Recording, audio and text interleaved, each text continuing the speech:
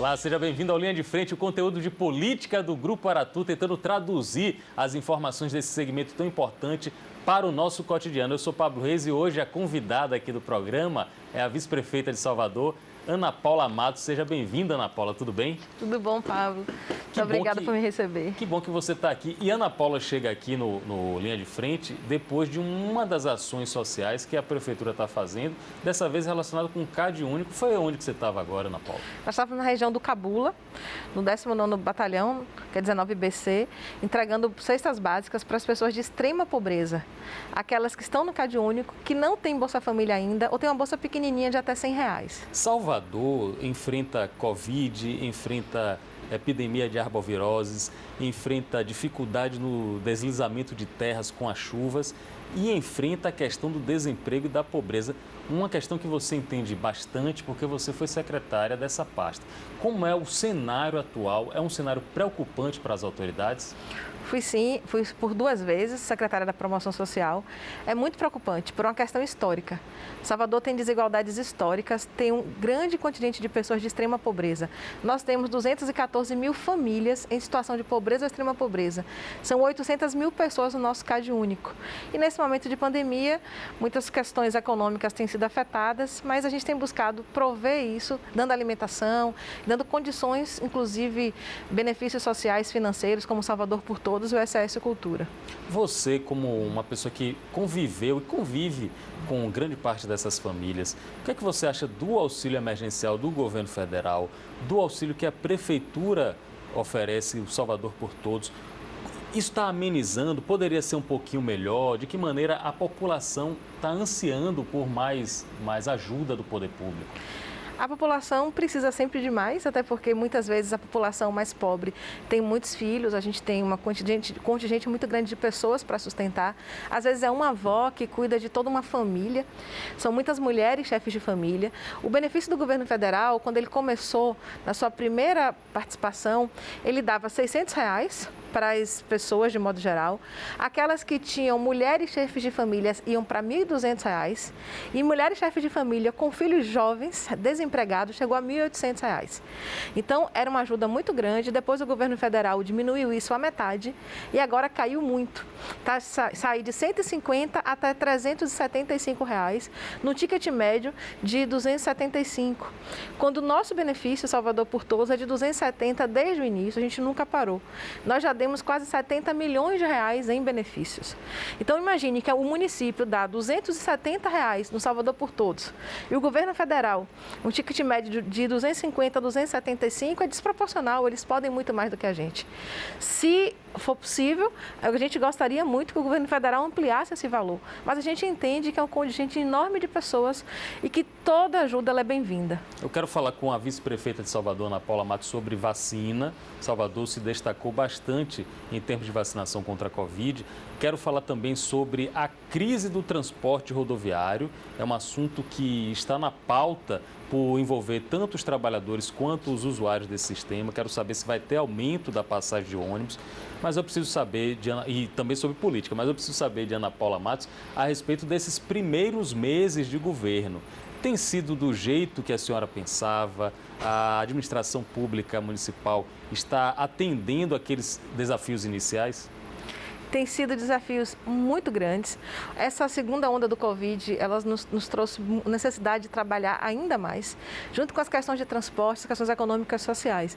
Mas eu já conhecia os desafios, em grande parte, porque eu vinha há 8 anos já como gestora do então prefeito ACM Neto. Tive a honra de continuar agora nessa terceira gestão, na verdade, com o prefeito Bruno Reis na sua primeira gestão, mas somadas 2 de Neto, como vice-prefeito e secretário de governo. A responsabilidade ela é muito grande, mas nós temos a confiança da população.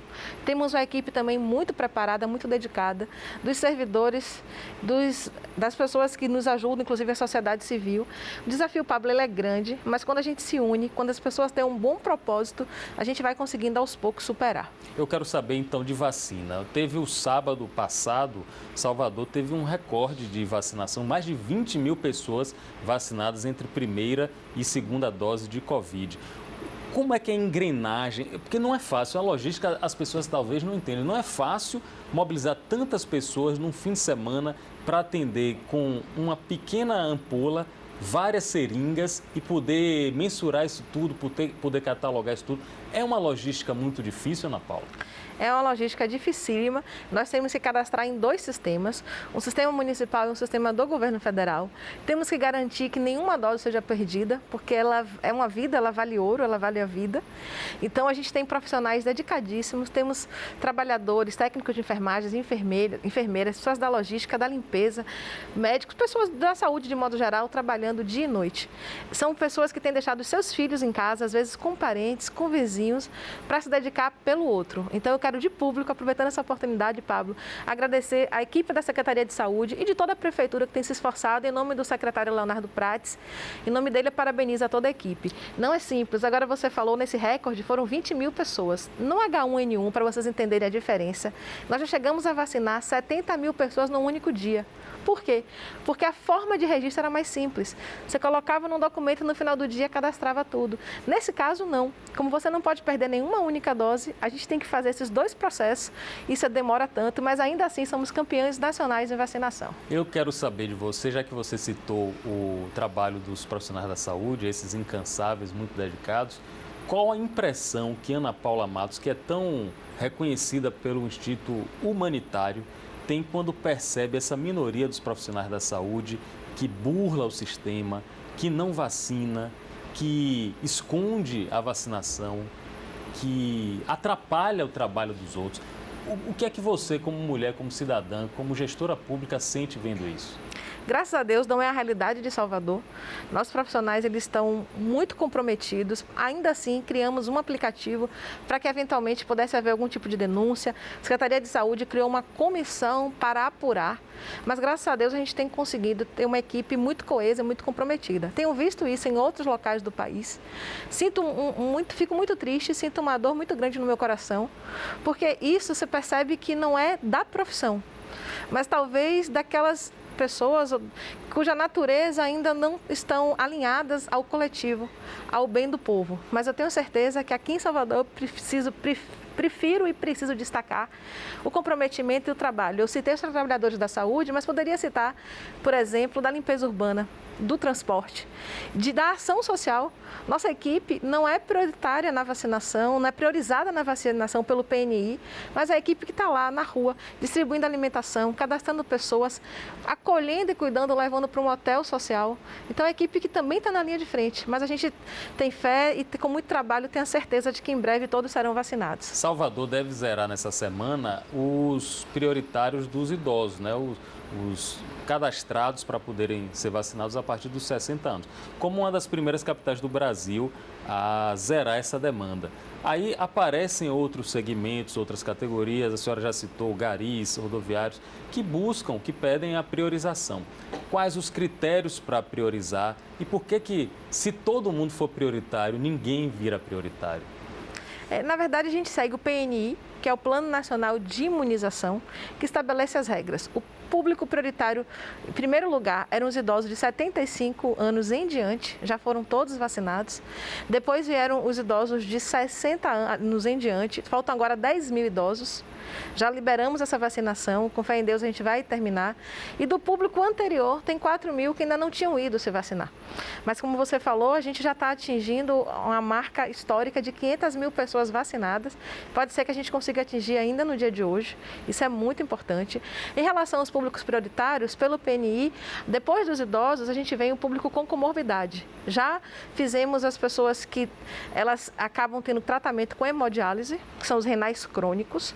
Estamos já liberando a partir de amanhã as pessoas que têm síndrome de Down. E tem uma série de outros públicos prioritários de comorbidades que a CIB, que é uma comissão interpartite que já autorizou. Temos a luta também de públicos importantíssimos, que são as outras pessoas com deficiência, como, por exemplo, aquelas que têm TEA, que é o transtorno do espectro autista. A gente está lutando também para que possa ser uma prioridade, mas como você disse, essa regra segue o PNI e segue também uma lógica. Que lógica é essa? Tem estudos científicos que mostram que públicos ou que profissões estão mais afetadas e estão gerando mais situações de óbito, por exemplo. Por isso, inclusive, já começou com os profissionais da segurança a partir de 50 anos, então você vê que é uma relação da idade com a categoria. Agora vamos começar com os profissionais da educação infantil de 55 anos em diante. E, com fé em Deus, a gente vai avançar o mais rápido possível, mas te digo aqui que já foram 16% da nossa população vacinada. É um número marcante mesmo que Salvador conseguiu, graças ao empenho dos profissionais da saúde. Aí eu venho para a educação. A educação tem sido uma pauta constante há mais de um ano. Qual é o momento da volta das aulas presenciais? Ontem eu vi uma notícia que a Prefeitura trabalha com a hipótese de, com 75% da ocupação, já poder liberar as aulas híbridas. Como seria esse sistema? Saiu um decreto do governo do estado e do município estabelecendo 75%. O do município a gente estabelece com uma margem de segurança de mais 5%, agora avaliando-se outros critérios, como por exemplo, avanço na vacinação dos profissionais da educação, não só dos professores, porque numa escola você tem um porteiro, a merendeira, tem ADI, tem uma série de profissionais, a taxa de transmissão, que é o fator RT, o número de casos ativos, o número de óbitos, buscando garantir essa segurança. Para a gente, o fator mais importante é a vacinação. O prefeito Bruno Reis anunciou hoje que depois de vacinados profissionais de 55 a 60 anos, ele vai estabelecer uma data de retorno. O que está se buscando com isso? É essa segurança e esse equilíbrio entre a segurança que a vacinação traz e que as questões epidemiológicas trazem, com a necessidade de garantir um ano letivo dessas crianças, que de algum modo já foi afetado em 2020, já está afetado em 2021 e a gente está buscando preservar para que isso não se reflita em 2022.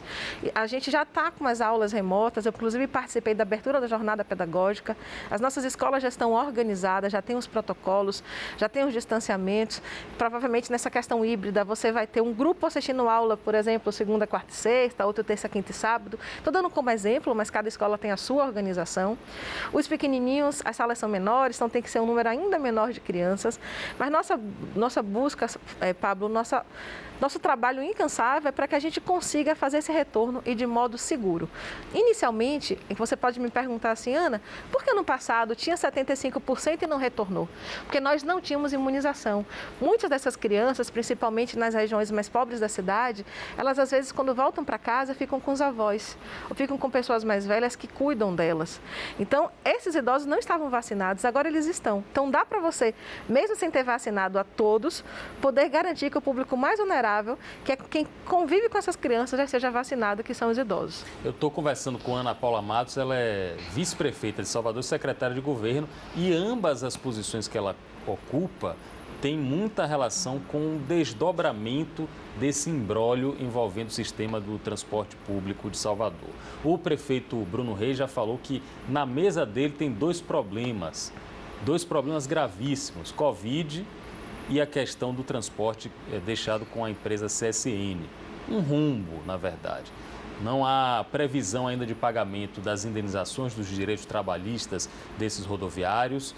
A intervenção feita pela prefeitura apontou uma série de problemas ali e a gente está um pouco ansioso sem saber se há luz no fim do túnel. O que é que a Ana Paula Matos faz de diagnóstico sobre isso? Eu tenho acompanhado toda essa questão do transporte. Às vezes o prefeito sai às 10, 11 da noite dessa prefeitura, meia-noite, vai trabalhar sábado, domingo, feriado. E o nosso principal ponto de pauta é o transporte. Essa questão do transporte é uma questão de âmbito nacional. É só você assistir os noticiários, você vai verificar que isso é um problema em todo o país. Ano passado, inclusive, dentre os pacotes de apoio aos municípios que o governo federal travou, foi aprovado no Congresso Nacional um apoio de 4 bilhões de reais do transporte. E por outras questões orçamentárias, o governo federal não pôde sancionar. Então, isso desde o ano passado está sendo discutido, o governo federal agora volta a essa discussão, está verificando de onde podem vir esse valor, porque o orçamento ainda não foi fechado em âmbito federal. Na questão municipal, eu preciso dizer a todos que estão nos escutando em casa, que é o seguinte: por que esse assunto, que é um problema nacional, ele se potencializa de 2020 para cá? Por causa do Covid. A gente precisou criar protocolos em todo o país para diminuir o número de passageiros transportados. Todo o sistema de transporte ele tem um ponto de equilíbrio. Você, ao longo do dia, tem uma curva de demanda e de oferta dos ônibus. Então, você tem o mesmo número de ônibus equilibrados ao longo do dia, mas em determinados momentos você tem um pico maior. Que ou você vê uma situação de aglomeração ou você reorganiza, colocando 2, 3 ônibus juntos, é o que a gente está fazendo nesse momento nas linhas de maior demanda. Estou contando isso para que quem está em casa compreenda o seguinte: com o coronavírus, esse ponto de equilíbrio ele mudou, porque a gente teve que tirar 20% dos passageiros do transporte. Então, se naquele momento a demanda é por exemplo, 60 pessoas no ônibus, a gente tem que colocar ônibus suficiente para atender 80. Eu tenho que botar ônibus para atender mais passageiros do que o necessário, para que eles não fiquem aglomerados no transporte público. E quem paga essa conta? Os municípios já muito pressionados com a questão das UTIs, com os custos do Covid, não conseguem pagar essa conta, até porque tem uma licitação prévia. É por isso que a gente está pedindo apoio ao governo federal e, no nosso caso, cujo sistema já vinha precisando se reorganizar a partir da vinda do metrô, porque, para quem não sabe, quando você paga a sua tarifa, que é uma tarifa única por 2 horas, que você pode pegar quantos ônibus você precisar, e o metrô tem uma divisão. Se forem, por exemplo, para você entender, R$1, ficam 61 centavos para o metrô e 39 centavos para o ônibus. Então, fica muito pouco para o ônibus. E a gente tem feito todo esforço para não aumentar a tarifa, como não aumentamos agora no dia 12 de março, que foi a data base. Em resumo, para que vocês entendam, é um problema nacional que foi potencializado pela questão do Covid, que exigiu que eu tivesse mais ônibus do que a quantidade de passageiros transportados e que, no nosso caso, por uma má gestão da CSN, que é uma concessionária da linha C, da bacia C, a gente precisou, inclusive, intervir e dizer, ó, CSN, houve uma intervenção, o Ministério Público acompanhou, esse contrato não pode ficar adiante porque as pessoas estão sendo mal servidas nesse processo e por isso houve a caducidade. Então, são 3 problemas. Um problema nacional do sistema de transporte, com a mudança da tecnologia, um problema que o Covid afetou e o problema local, que foi a má gestão da CSN. Aí eu venho para 2 perguntas em uma. Nessa mesma cadeira que a senhora está sentada, o presidente da Câmara, o senhor Geraldo Júnior, falou que ele enxerga uma possibilidade até de instaurar uma SEI na Câmara para investigar o transporte rodoviário. Essa possibilidade, SEI é uma espécie de CPI municipal, essa possibilidade ajudaria vocês a entenderem o tamanho desse problema, a desatar esses nós, ou seria um problema adicional para vocês lidarem? Não, isso é uma questão indiferente para a gente, porque isso é uma questão do âmbito do escopo e da responsabilidade do Legislativo Municipal. É que eu, de público, mando o meu abraço para o presidente, meu amigo Geraldo Júnior e todos os vereadores que têm aprovado todas as propostas sociais que a gente tem encaminhado, como, por exemplo, o Salvador por Todos, a própria entrega das cestas foi aprovada por eles e o SOS Cultura. Então, meu abraço para Geraldinho. No nosso caso, isso não vai interferir, porque para a gente decretar a caducidade, nós fizemos uma intervenção. Nessa intervenção, a gente tem auditoria, relatórios, temos documentação, inclusive entregamos isso publicamente, mandamos uma cópia para os sistemas de controle. Então, para a gente, nós já temos o mapeamento, o problema identificado e já tomamos as medidas cabíveis. Que medidas foi essa? Decretar a caducidade e assumir a prestação desse transporte público municipal. E vou além. Muitos dos questionamentos que estão sendo feitos agora não têm a ver nem com a CSN, são de empresas anteriores, de relações prévias de trabalho, que acabaram sendo trazidas pelos donos dessas empresas para a CSN. O que importa aqui, olhando para você no seu olho, é que a gente quer, com todo o nosso esforço, com todo o nosso apoio, cuidar do transporte público municipal, para cuidar dos cidadãos e naquilo que a lei nos permitir, apoiar também a categoria, que são pessoas que merecem todo o nosso carinho, todo o nosso apoio. Naquilo que a lei nos permitir, eu entendo que o governo, o poder público não pode assumir dívidas de uma empresa privada, né? Não pode colocar dinheiro, injetar dinheiro numa empresa privada. Eu entendo dessa forma. Vou fazer uma pergunta difícil para uma mulher que geralmente responde de uma maneira muito transparente, como a senhora mesmo falou, olhando no olho. É possível a gente garantir para a população de Salvador que nos próximos 6 meses, ou até o final do ano, não vai ter aumento da tarifa de ônibus? Não, eu não posso garantir isso, porque essa tarifa faz parte de um sistema. Eu preciso garantir o equilíbrio, que o sistema funcione, porque a gente não pode permitir que esse problema que é de uma bacia, ele se multiplique para as outras. O que eu posso garantir é que a gente vai fazer todos os esforços para que isso não aconteça por agora e, se acontecer, seja o mínimo possível. Como é que a gente garante isso? Esse sistema é auditado pelo Ministério Público, é auditado pela ARSAL, que é um órgão municipal nosso, pela CEMOB, pelos procuradores. O que a gente puder fazer para que isso não aconteça, a gente faz. Mas eu não posso garantir, porque inclusive você tem aumento de diesel, aumento de outros custos que não fazem parte do controle da prefeitura. Se fizesse, aí eu garantiria. Ana Paula Matos, vice-prefeita de Salvador, secretária de governo, já está convidada para um próximo papo mais longo, mas antes de encerrar, de deixar a senhora embora, muitos compromissos na agenda, ela com o Marivaldo, eu tenho uma pergunta aqui. A senhora não era considerada uma política, considerada uma figura técnica da prefeitura, foi alçada a candidata a vice-prefeita, chegou no cargo de vice-prefeita, é muito bem avaliada pelas pesquisas que eu acompanho, está no PDT agora. A senhora é candidata em 2022, candidata a deputada? Não, eu não tenho nenhuma programação de me candidatar. Na verdade, eu não era nem filiada. Eu me filiei por um convite do presidente municipal do PDT, meu amigo pessoal, Leonardo Prates. Me filiei e sou, inclusive, muito tímida.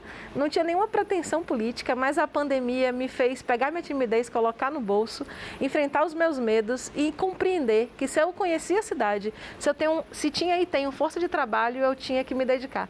Eu estou muito honrada demais pela oportunidade de servir ao meu povo. Disse, inclusive, numa entrevista que eu dei ontem, que não tenho pretensões, mas assim como eu tive essa oportunidade, eu aceitei. Se no futuro o povo me convocar para outras missões, eu irei. Mas neste momento, eu estou focadíssima em ajudar Bruno Reis a fazer uma excelente gestão. Se você me perguntar, Ana, o que vai te deixar feliz ou o que te deixa feliz? Qual é a sua meta? Minha meta é fazer de Salvador um lugar melhor para morar. É conseguir, de algum modo, estratégias para gerar emprego, para diminuir as desigualdades e para poder, quando eu olhar para trás, eu pensar assim, poxa, abdiquei tanto de estar com a minha família, abdiquei da minha carreira, porque eu sou concursada da Petrobras, sou professora, tive que me licenciar para vir, tem que ter feito um sentido. E o sentido, para mim, que creio muito em Deus, que amo o trabalhar para os outros, é fazer a vida das pessoas uma vida melhor. Então, essa é a minha meta, esse é o meu objetivo e eu espero em Deus que eu tenha força e saúde para cumprir. E eu percebo na emoção dos seus olhos que você, junto com a força de Santa Dulce dos Pobres, que eu vejo que a senhora é devota, vai conseguir ter bons frutos nessa caminhada. Ana Paula Matos, vice-prefeita de Salvador, secretária de governo da prefeitura, nossa convidada aqui do Linha de Frente. Pode usar a câmera ali de Ademir para mandar um recado para a população soteropolitana? Quero dizer a todo o povo de Salvador que tenham fé, tenham força, trabalhem, façam a sua parte, porque a gente está fazendo a nossa e juntos vamos vencer esse coronavírus. E pedir desculpa porque eu ter falado muito rápido, que eu vim de outro trabalho, mas o que importa é a vontade de fazer o bem para todos. Deu para entender todos os recados. Ana Paula Matos aqui no Linha de Frente, o conteúdo de política da Aratu. Eu volto com a próxima oportunidade, com um próximo entrevistado ou entrevistada que nos ajude a entender esse segmento tão importante para a nossa vida. Eu sou Pablo Reis, até um próximo encontro.